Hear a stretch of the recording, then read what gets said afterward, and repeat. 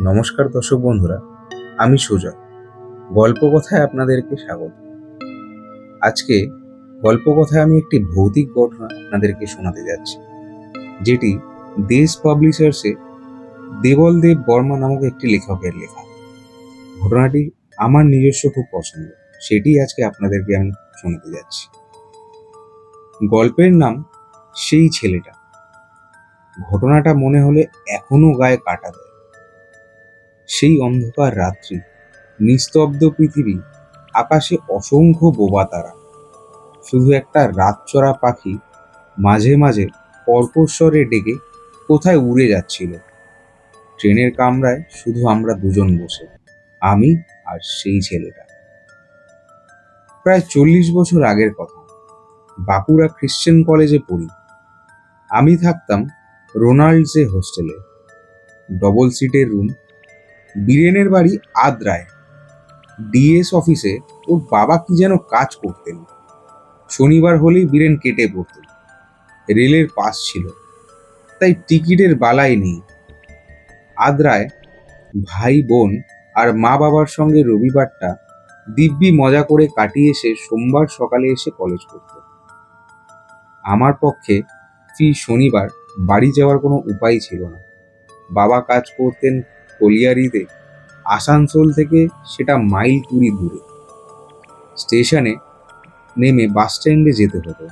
সেখান থেকে গাড়ি ধরে বাড়ি পৌঁছতে আরও 2 ঘন্টা থেকে 3 ঘন্টা সময় লাগত।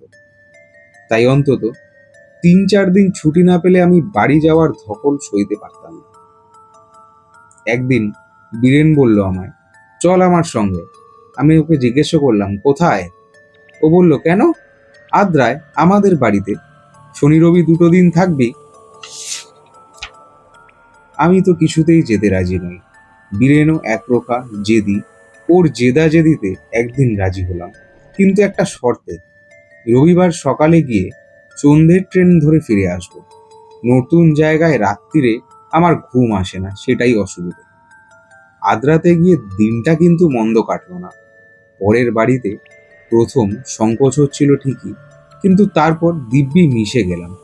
সন্ধ্যের একটু আগেই ট্রেন। বীরেনের মা বারবার রাত্রিরে থেকে যেতে বলেছিল, কিন্তু সুপারের পারমিশন নিয়ে আসেনি, সুতরাং ফিরে যেতে বাধ্য। বীরেন অবশ্য রয়ে গেল।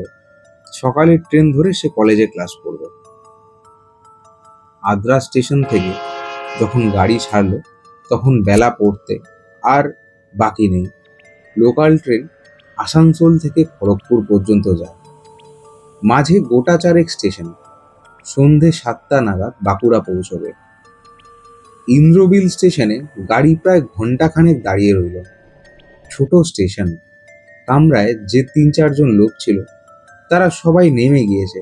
আমি একা বসে। একবার মনে হলো কম্পার্টমেন্টে লোক আছে সেখানে চলে যাই। তারপর ভাবলাম, কি প্রয়োজন?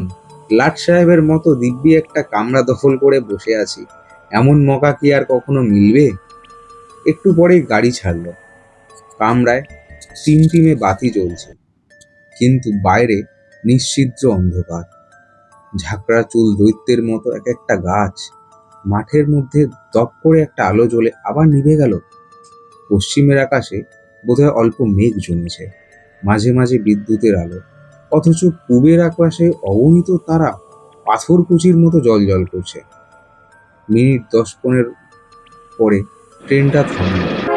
জানালার ফাঁকে গলা বাড়িয়ে দেখলাম স্টেশন নয়, মাঠ কিংবা প্রান্তরে গাড়িটা দাঁড়িয়ে। হয়তো ডিস্ট্যান্স সিগন্যাল কাছে। লাইন ক্লিয়ারেন্স না পেয়ে ড্রাইভার ব্রেক কষে ট্রেন থামাতে বাধ্য হয়েছে। অনেকক্ষণ গাড়ি দাঁড়িয়ে রইল। প্রথমে বিরক্তি, তারপর কেমন যেন ভয় ভয় লাগছিল।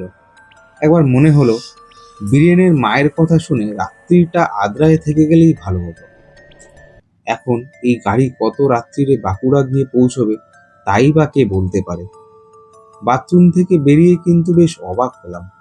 কম্পার্টমেন্টের ওদিকে ঠিক আমার বয়সে একটি ছেলে বসে। আশ্চর্য, ওকে তো আগে লক্ষ্য করিনি। তবে অন্য কামরা থেকে নেমে এই ফাঁকা কম্পার্টমেন্টে উঠে বসেছে। ছেলেটাকে দেখে মনটা একটু হালকা হলো। সেই ভয়ের অস্বস্তি আর নেই। পায়ে পায়ে একটু এগিয়ে ওর কাছাকাছি বসলাম। ছেলেটা জানলায় রেখে বাইরের দিকে তাকিয়ে আছে। ওর গায়ে একটা সাদা শার্ট, হাতের কাজটা সামান্য গোটানো, পরনে ধুতি, পায়ে স্যান্ডেল।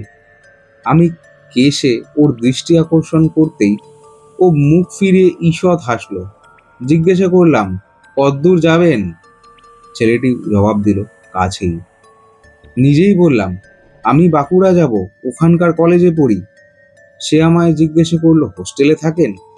আমি বললাম হ্যাঁ। সে তখন আমায় জিজ্ঞাসা করলো, কোনটায়, রোনাল্ডসে না মিচেল হোস্টেলে?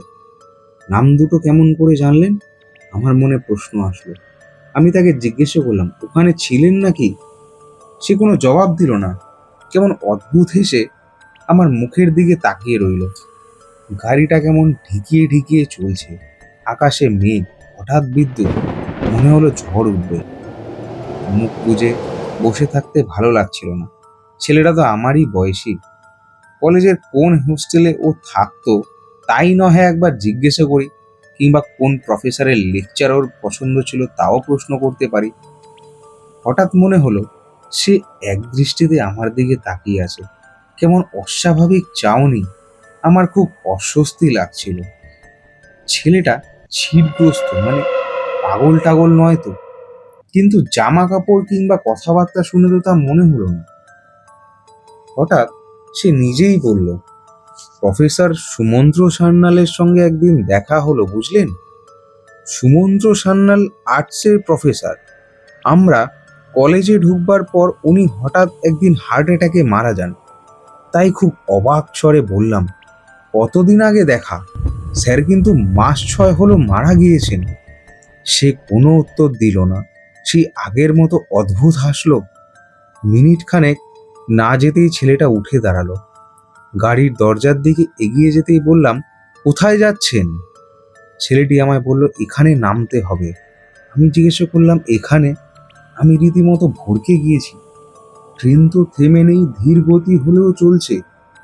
টান করে দরজা খুলে সে মুখ ফিরিয়ে তাকালো, বলল, আমি তো এখানেই থাকি। আমার মুখে কথা নেই, তেমনি অদ্ভুত হেসে সে বলল, আসুন না, বড্ড একা লাগে, আপনি এলে দুজন মিলে বেশ।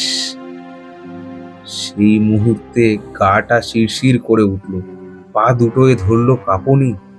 তবু কি যেন এক আকর্ষণে খোলা দরজার দিকে গেলাম এগিয়ে।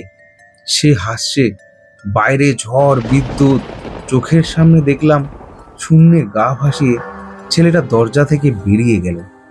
আর তখনই আমি যেন সম্বিত ফিরে পেলাম। শক্ত করে দরজার হাতলটা ধরে প্রাণপণে আত্মরক্ষার চেষ্টা করছি। হঠাৎ বিদ্যুতের আলো পড়তেই দেখি নিচে একটি নদী, বালুকাময় নদী গর্ভে ছেলেটি একলা দাঁড়িয়ে, তেমনি অদ্ভুত হাসি ঠোঁটে, যেন বলছে, আসুন না, সত্যি বড্ড একা লাগে, আপনি এলে।